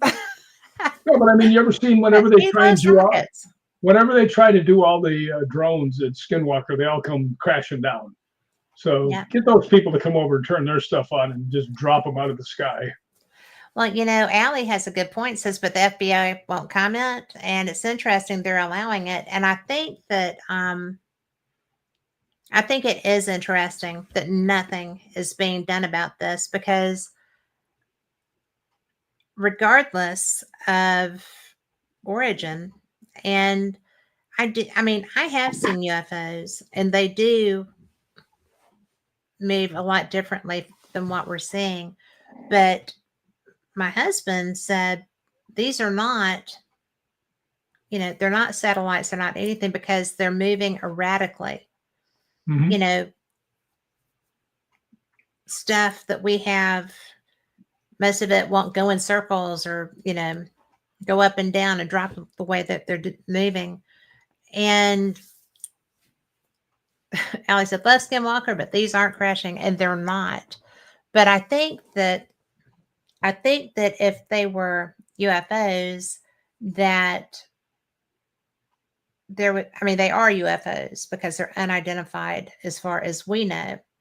But as far as being off planet, otherworldly, then I don't think they are, because I've seen those. This is not what they look like, although there could be different ones.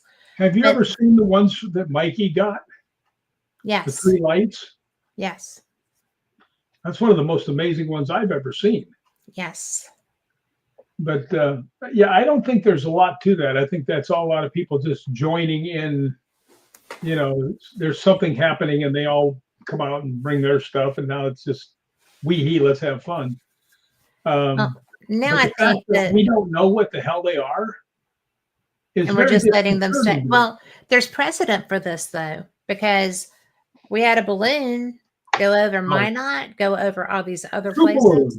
Yeah. But I mean, we had them have unfiltered access. And I'm sorry, you don't Well, get to be doing that if you've got well, you know what? people You paying got to attention remember too is that we didn't know those balloons were there till two ranchers in Montana to told them that video. they were there. Yeah. So, you know, We were lately, not told when they came into Alaska. We weren't told when they came across it. And they had to go through Canada to get to continental US. yeah, and not only that, the fact is that they kept going over a lot of secret locations and very places they shouldn't have been. You know, and they should have shot it down instantly because all they were spy balloons, and That's all they were. they should have taken it down right off the bat. And did they? No, they let it go completely across both of them completely across the country before And they took they them went down down into offshore. until they went down in the water. And That's somebody should go to jail for that. yes, they should. And I You know, think that that's exactly what's happening here.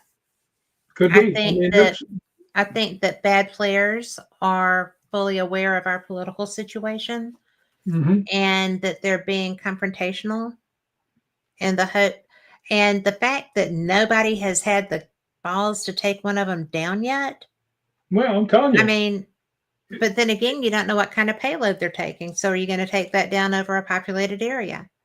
You're damned if you do, damned if you may I don't. But say in by my God, best somebody needs to do may I something. say in my best Southern accent? Hell, man, that'll look good on my mantle. By God. It'd be a nice hood ornament. But Yeah, but take you that know, thing down. I think that's, I mean, I got nothing.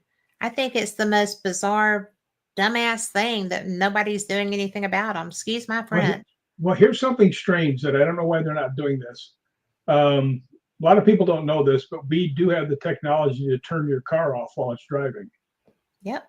We could turn off all those things too just by flying our own drone through there and watching them drop out of the sky.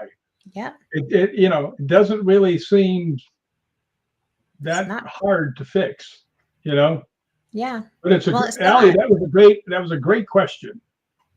Yeah, she's pretty bright. She's like, she thinks humans deserve the benefit of the doubt, and we're known to doubt.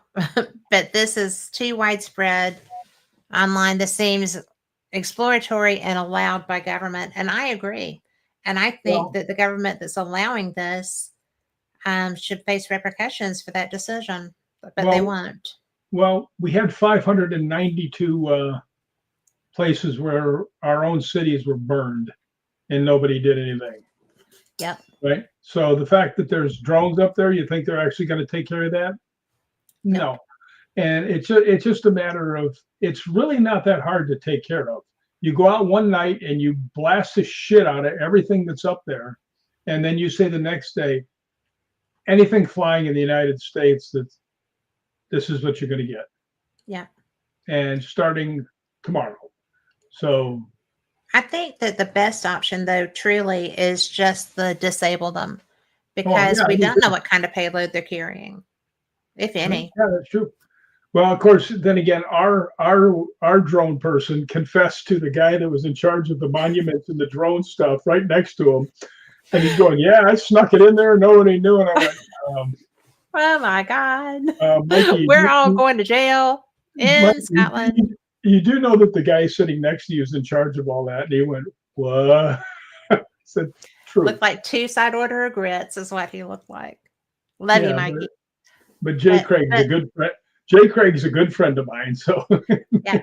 Well, in Mikey all didn't fairness, that's the best freaking Scottish video on the planet. It's Yeah, so that's true. good.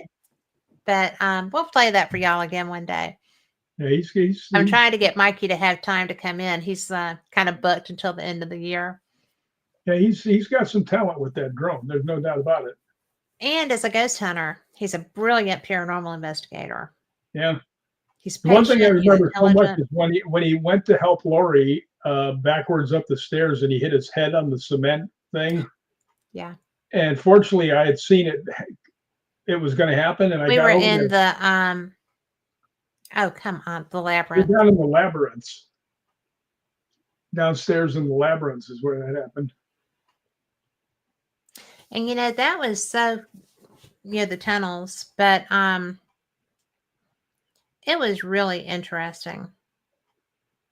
Well, I know one thing for sure. When I reached out and grabbed him by his coat and held him up because he got stunned, He was on I was his way like, down. "Can you unstun? You're not exactly, very, He's a big man. He not is so exactly very tall tall." and so He was probably like 275 at the time. and he's I'm as like, tall as you are. I mean, yeah, he's he's a pretty big guy. well. He's not as tall as I am. He's probably a couple inches shorter, but No, it wasn't Mary King's Close, Lori. It was down when we were in the Banshee Labyrinth. yeah, The underground tunnels. We were in the underground tunnels. yeah. But that was something that, when we went into the underground, both the Mary King's Close and when we were in that those tunnels, I was so impressed with how the Scots lived underground so often because they were bombarded all the time, kind of like what's going to be happening, in New England if this keeps up. But it's just so interesting because there were so many weird things and weird, but that's also, where the plague was so prevalent and the various plagues, smallpox and pneumonias and real stuff. Do You know, you know who actually was one of the major contributors to killing the Black Plague? hey, Nostradamus.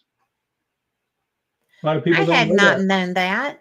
Yeah, Nostradamus was one of the people that actually came up with, you know, a clue of what was happening and then how to get rid of it.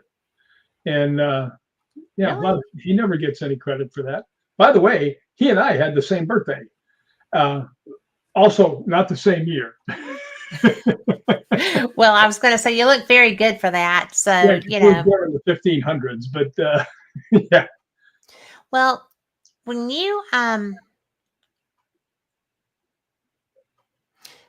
started getting ready to write another book, this isn't paranormal. The Well, next one out. there's The first one that's going to come is not well, paranormal. the first one's going to come is going to be the next paranormal one. Oh, Yeah, because I really want those two stories about what that was to come out real quick because they're just too good not to be. that's true. Yeah. And the problem with the other one is that I've got all kinds of information, but I have to go over everything to make sure there's not anybody's toes I'd be stepping on with all these stories. Because what the next book is, it's I don't know what it's going to be called, but it's when I have it listed on here where I put everything, it's called The Badass Women of the World. Yeah. And women's for so long, everybody thinks they were just these little delicate flowers, but I mean, there were some real badass women. I mean, I'll give you one for instance, Boudica. She was in Ireland, I believe it was, and they had a small kingdom, and Rome decided they would just take their kingdom. Came into her place, killed her husband, raped her two daughters who were like under 11 in front of everybody, and beat the hell out of her and locked her up. Well, when she got loose, she went out and raised an army. And by the time she was done getting revenge, you don't do that to your daughters, your little girls. No, no, no, no, No. no. But in fact, they killed her husband too. So she's not a very happy woman. But she raises an army and she goes out there and she kills 70,000 Roman soldiers. Right? Not easy to do on a good day.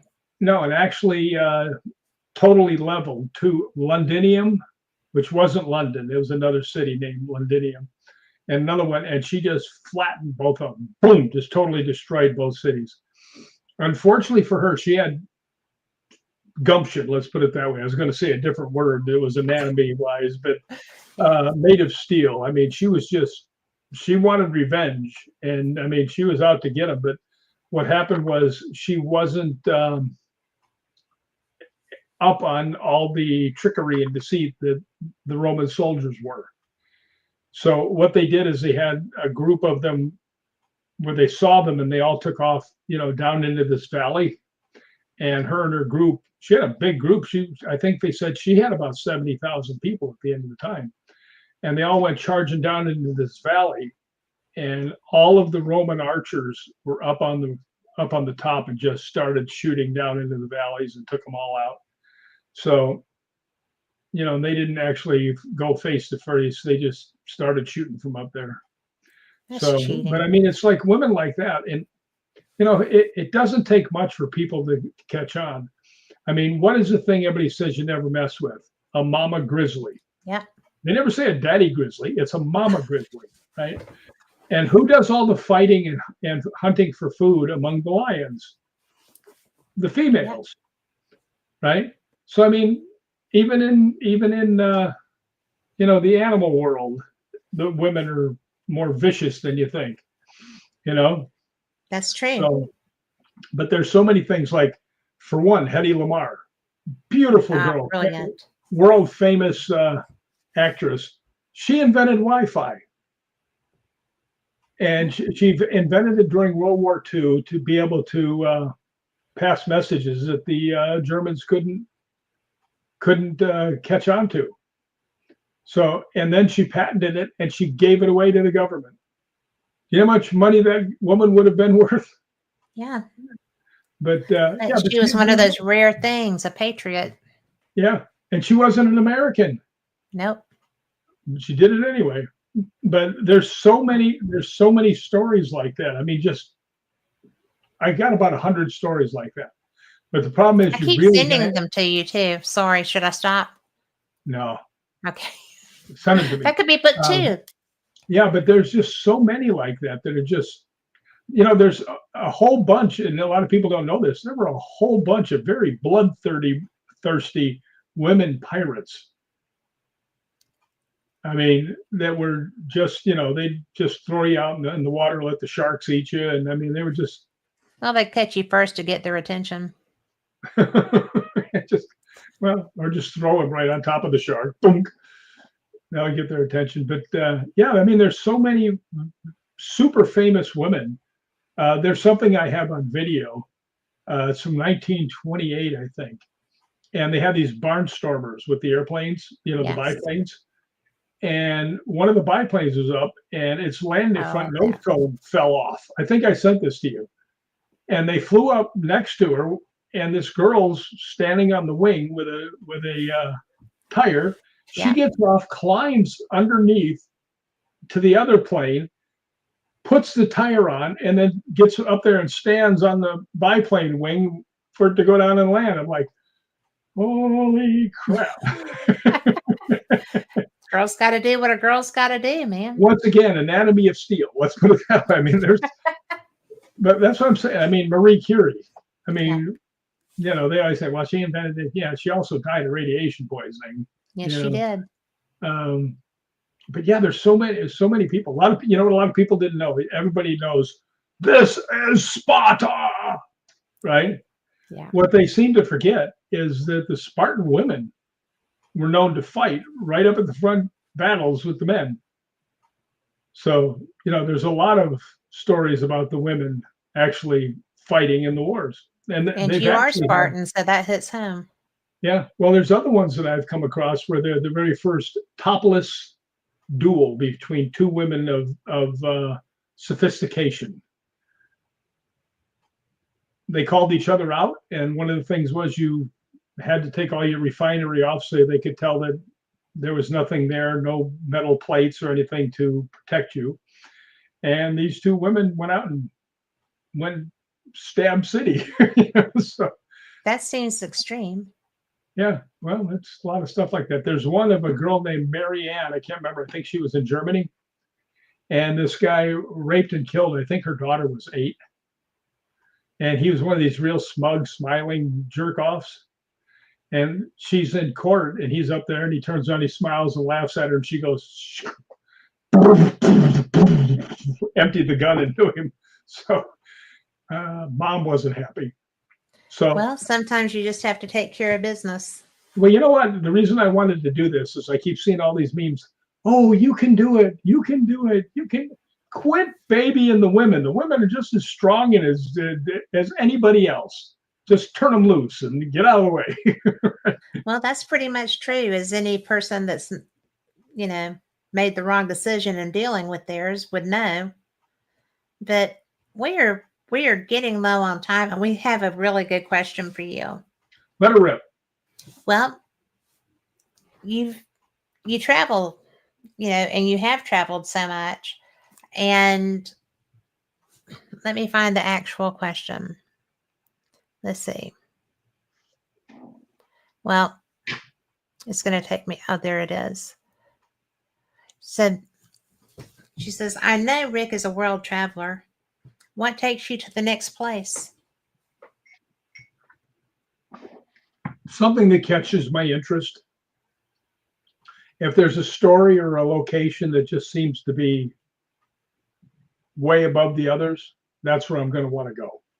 I keep going back to Scotland because I really do believe that I'm buried there from another life. Mm-hmm. I mean, I have such a connection there. There's got to be something going on. Yeah. But there's a lot of places I want to go to. I mean, if I could go to the Tower of London and ghost hunt that, I'd be there in a minute. There actually happens to be one right down the street from me here. It's probably 5 miles away, and it's Wonderland. And they did the movie about Wonderland. Yes. And the location's right up there. And I would love to go in there because, what was it, 5 people got beat to death with iron pipes? If there's any residual energy anywhere, it's in there, right? It's, as far as I know, it hasn't ever been ghost hunted. So I'd love to get up to Wonderland. But just anything that would really interest me. I mean, I've been to a lot of places. I mean, I've been to Australia and ghost hunted. I ghost hunted in Puerto Rico, the Bahamas, Switzerland, England, Ireland, Scotland. I've Canada. I mean, I've been around. So I mean, I go places, and if I can afford it, I try and get out there. So the real question is, where are you going next? Yes. So I'm still trying to figure out. I mean, of course, I'm going to go to Scotland and Ireland. You're going to Ireland.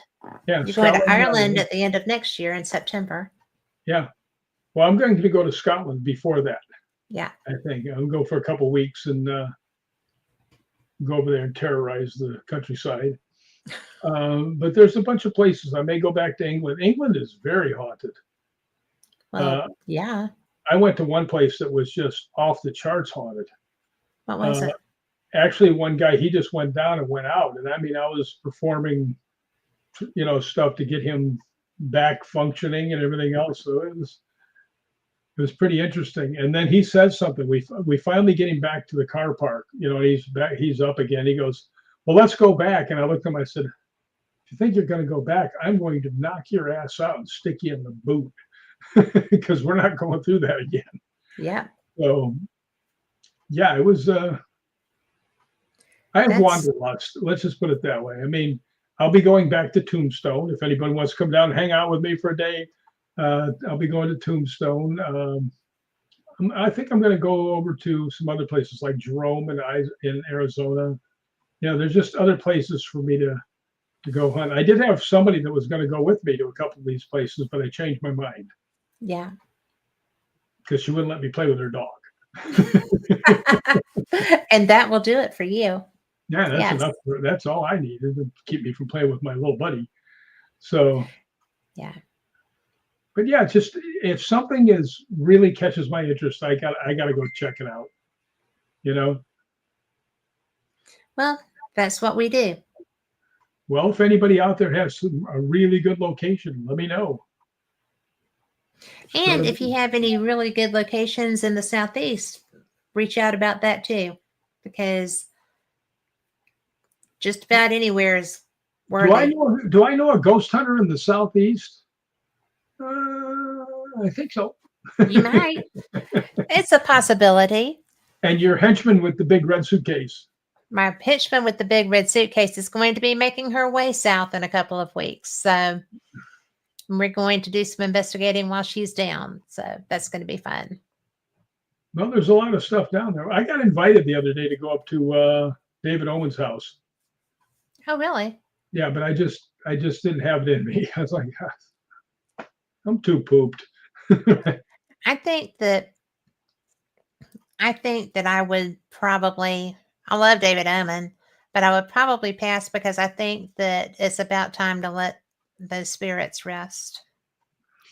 Well, So, maybe the spirits like having people around. well, you just never know. But what you feel is how you deal with those. Yeah, if you feel I like don't you're feel like it in, would be good for me to go. yeah, if you feel like you're interrupting, then doesn't doesn't sound like something you should do. Sounds like you just got a cohort to go ghost hunting with.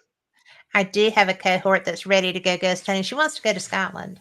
Well, come So, on. but I've been sending her stuff about Scotland, but I've also, because I'm going to Ireland too. She should come to Ireland. She is considering coming to Ireland. I mean, look She's at an the people. engaged person now. So She's got you and your bodyguard with the big suitcase. She's got me and Mikey, I think, is going to come, Mikey and Julie. So she'll you'd be have safe. She and Will both want to come. So that'll be and my fun. cousin Sherry and her son are coming. And So, Gina and Stephanie. We have a whole crew. yeah, Gina and Stephanie. Now, by the way, if you're looking for a good place to go, Mysterious Island Adventures, I believe it's called. No, Mysterious Adventures will kill you and leave you on the side of the I road. keep getting it You wrong. want to go with Secret Ireland Tours. She's going to fire me pretty soon for getting it wrong all the Secret time. Ireland Tours. And May Hernan is the person that is coordinating that. And there is your QR code. Just scan that baby. Center it. There you go. And you can get the information on it. You can sign up. You can do all the things. And if you don't have time to get this right now, you can look at the replay that's going to be up on all social media soon. And there is the logo for Secret Ireland Tours. And I'm going to tell you, this company has been in business for years. This company is ethical and moral and will not leave you on the side of the road by yourself in a foreign country. So that's who you want to go with. Now, and there is a history behind that, and I do stand by that statement. So, yes, when you need a night, they show up. You kind of hope for a bigger one than that, but I had a bigger one. I had 2 bigger ones, 3 really. So it all worked out. So anyway, that being said, come to Ireland with us. You're going to have so much fun if you go. And, thank you so much for being here. And we're all going to learn a little bit more about these drones in the coming days. So hopefully we'll not see the demise of our fellow countrymen in the process. But anyway, thanks for being here. Rick, thank you so much. I love our conversations. You're just such a good guest. Well, what you ought to do is you ought to just tape us when we talk during the day. Of course, there'd be a lot of bleeps, but be a lot of bleeping. I don't know if I have time for all that bleeping. So, but thank you for coming tonight. I appreciate that. And I'm an attention whore. I would show up. And you're a good guest with a lot of information, so that makes it worth it. It's very strange, the fact that I'm talking to you and my thing has been unplugged the whole time. My speaker. Well, and I haven't really ascertained a difference. So yes, I guess I can put this back in the old drawer and not worry about bringing it out anymore. And so now we know this is the real Rick McCallum voice. And now we know. And now we know. Thank you, everyone, for supporting the show, for supporting me and my guests. And be sure you check out fatemag.com because we've got new editions, we've got new merch, we've got trading cards. If you see me, ask me for some because I have them with me most of the time. Take care, be blessed. And if I don't see you again before, happy holidays, Merry Christmas, Happy Kwanzaa, and just be blessed. Thank you so much for your support and for being here with us. Good night. Thank you, Kat Hobson. Thank you, Rick McCallum. See ya. See ya.